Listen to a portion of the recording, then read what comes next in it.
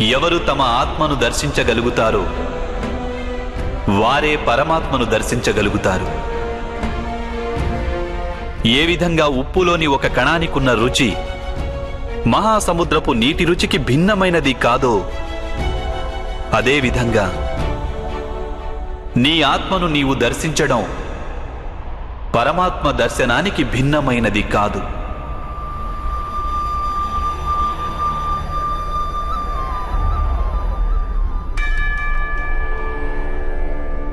ఎప్పుడు మనిషి తనను తాను పరమాత్మ స్వరూపునిగా అర్థం చేసుకుంటాడో అప్పుడు సృష్టియే పరమాత్మయని, పరమాత్మయే సృష్టి అని వానికి అనుభవగతం కాగలదు. సృష్టికి పరమాత్మకు ఏ భేదమూ లేదు.